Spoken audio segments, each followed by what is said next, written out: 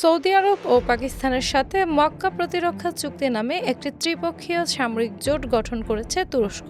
তবে এই চুক্তিটি ইরান বা অন্য কোনো দেশকে লক্ষ্য করে তৈরি করা হয়নি বলে নিশ্চিত করেছেন তুর্কি পররাষ্ট্রমন্ত্রী। তিনি জানান, চুক্তিতে লিখিতভাবে কোনো নির্দিষ্ট দেশ বা পক্ষকে যৌথ হুমকি হিসেবে চিহ্নিত করা হয়নি। প্রেসিডেন্ট এরদোয়ান, যুবরাজ মোহাম্মদ বিন সালমান ও প্রধানমন্ত্রী শাহবাজ শরীফ যৌথভাবে এই চুক্তিতে স্বাক্ষর করেন।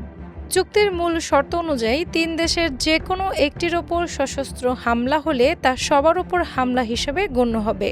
তুর্কি পররাষ্ট্রমন্ত্রী এই চুক্তিটিকে ন্যাটোর যৌথ প্রতিরক্ষা ধারার সাথে কৌশলগতভাবে বেশ সাদৃশ্যপূর্ণ বলে মনে করেন। আক্রান্ত দেশের সুনির্দিষ্ট অনুরোধ ও চাহিদার ভিত্তিতে গোয়েন্দা তথ্য, সামরিক রসদ কিংবা সৈন্য পাঠিয়ে সহায়তা করা হবে। নতুন এই জোটের কার্যক্রম পরিচালনার জন্য সৌদি আরবে একটি স্থায়ী সচিবালয় এবং উচ্চ পর্যায়ের কমিটি গঠন করা হচ্ছে। ৩ দেশ যৌথ প্রশিক্ষণ, গোয়েন্দা তথ্য বিনিময়, হুমকি মূল্যায়ন ও সামরিক প্রযুক্তি হস্তান্তরে একসাথে কাজ করবে।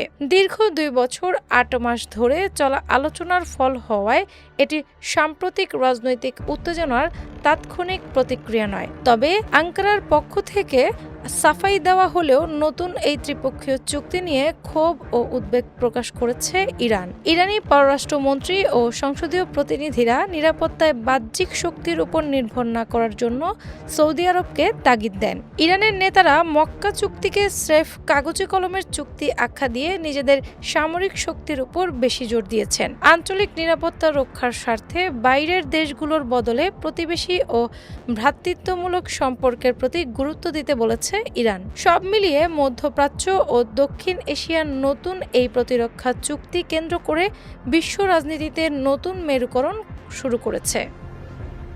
ডেস্ক রিপোর্ট, বাংলাবাজার পত্রিকা।